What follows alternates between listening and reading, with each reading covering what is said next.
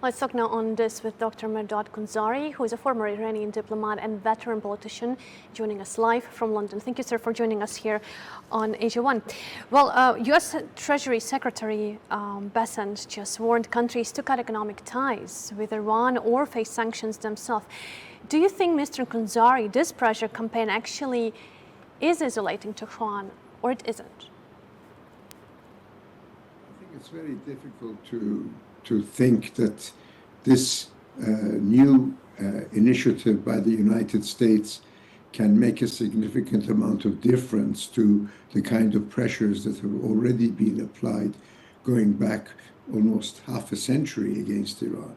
The question is that the Iranian regime is well adapted to dealing with this situation, and none of this new initiative on the part of the American Treasury to impose greater sanctions can have any short-term results. So the simple answer to it is yes, it can make things worse, but how much worse than things already are, that's questionable. How long it will take for things to have any effect, probably a long time. And you have to bear in mind that countries like North Korea have survived matters of this nature for many, many years. So I don't think that this is going to be a big thing, you know, in the overall scheme of things. All right. Well, and we know also Field Marshal Asim Munir has made 3 trips to Tehran this year, building direct access to Iran's top leadership. How much do you think leverage does that access give Pakistan to help revive the Islamabad MOU? I think that is very important, and that is something that can make a difference.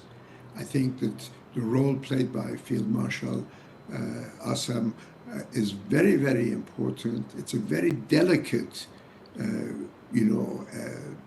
series of, you might say, talks, but the fact is that they have continued, and Pakistan plays a pivotal role as the only party trusted by both sides to continue these talks and hopefully to get back to a situation whereby the main items included in the Memorandum of Understanding that was signed about a month ago or a month or so ago can be, restarted and to work forward on those bases.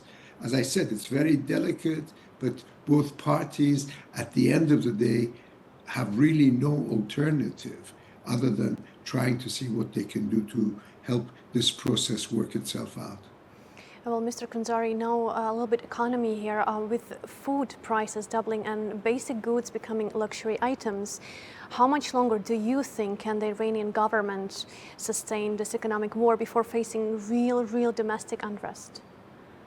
Well, I think that is a very difficult question to answer. The fact is that the Iranian government, in anticipation of a situation like this coming up, has been making preparations, but obviously they cannot be enough to address all the various issues that confront the Iranian economy. Apart from food prices, the price of fuel, price of petrol for cars and things like that, which are having a devastating effect. The answer is it cannot continue perpetually in a long-term basis without serious domestic repercussions.